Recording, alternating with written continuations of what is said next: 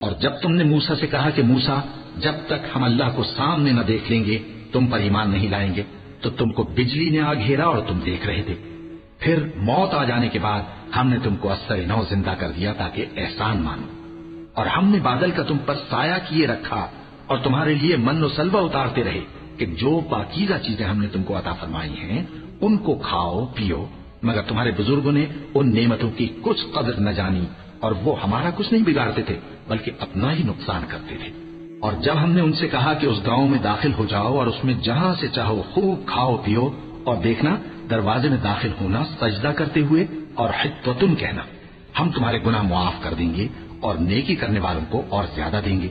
तो जो जालिम थे उन्होंने उस लफ्ज को जिसका उनको हुक्म दिया था बदलकर उसकी जगह और लफ्ज कहना शुरू किया। बस हमने उन जालिमों पर आसमान से अजाब नाजिल किया क्योंकि नाफरमानियां किए जाते थे।